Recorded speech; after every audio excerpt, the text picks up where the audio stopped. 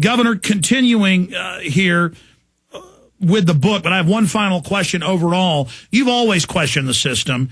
Ever since you learned about JFK, you said 30 years ago, started researching it. But what has it been like for you, a transformation, really going down the rabbit hole, really going into the matrix, really immersing yourself in what they call the conspiracy culture, or the culture of simply asking questions? Well, I don't mind it, because when I got done being governor, you get kind of bored after that job, and you gotta, I'm young enough to where I need to focus on something else.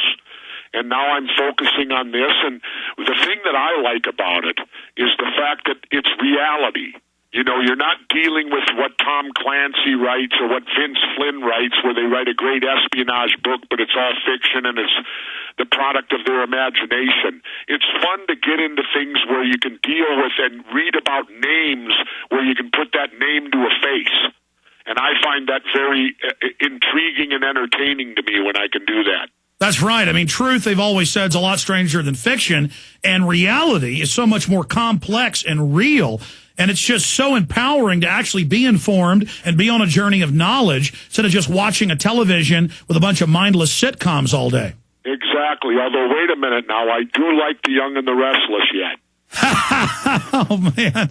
I know. I always read that about you. You are certainly a character. You are something else. What do you think your dad would think? Highly decorated World War II veteran, looking down from heaven or from wherever and seeing what his son has done. I mean, what an amazing life. I mean, you've had one of the most interesting lives out there. Well, I will tell you this, Alex.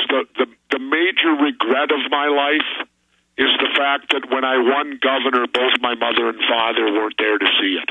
Yeah. And there's nothing I can do. But get this, my mother predicted it. Not that I would win governor, but in the last weekend before my mom passed on and we knew it was going to happen, many friends and that came over and all that to talk to her.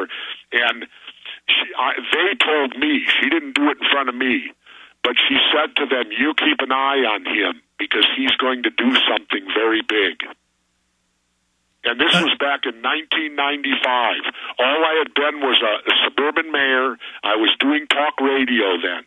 How did my mother know what was in store for me? Because you hadn't even thought of running for governor then. No, that was the farthest thing from my mind. I had been a mayor, I was successful, but I wanted to go back to the private sector again, which is where I was at that time. But how did my mom, could she say that the last 48 hours of her life? Well, the time always goes by very quick with Jesse Ventura. We've only got about 4 minutes left. 14 chapters in the book. I expose the fake loan nuts, the big money plot to overthrow FDR, the Bush's grandfather, the Nazi plan, Bush Sr.'s dad, the Kennedy assassination, the assassination of Malcolm X, Dr. Martin Luther King assassination, the assassination of Robert Kennedy, Watergate revisited, the CIA's war against Nixon, the Jonestown massacre, October surprise, the first stolen election, your government dealing drugs, the stolen elections 2000, 04, and almost 08, what really happened on September 11th, the Wall Street conspiracy, and the secret plan to end American democracy. Let's talk about 13 and 14 here and what people should get the book. Wall Street conspiracy briefly, and then the secret plan to end American democracy, shadow government. Well, they are what they are. The Wall Street conspiracy to me is an attempt to monopolize for Goldman Sachs. They let Lehman Brothers fall on their face, and yet we prop up Goldman Sachs. And isn't it interesting that every Treasury Secretary we've had and how many administrations now has come out of Goldman Sachs?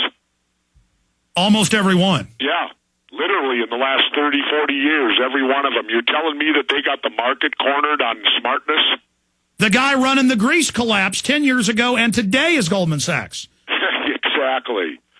And as far as taking away our democracy, well, you see that right now happening. I mean, the shredding of our Constitution, the shredding of our Bill of Rights, the suspension of habeas corpus, and I will say this, those things are the things that have me most upset about President Obama and of course, the Patriot Act. Why haven't those things been repealed? He reauthorized it. The Democrats, supposedly, they got both houses, they got the president, and yet they're not touching it. So it shows you clearly that there is no difference between the Democrats and Republicans. They all have the same thing in mind. And that's the real revolution, is taking the states back, third parties. It's starting to happen. But Obama's created a coffee party to control the left. The Republicans are taking over the Tea Party. What do you think of the Tea Parties? Well, the Tea Party, you know, I'll say this, Alex. I like it when new parties show up. Because I may not agree with them necessarily, but as long as they show up, that still gives us more choices than two. We get beyond Coke and Pepsi.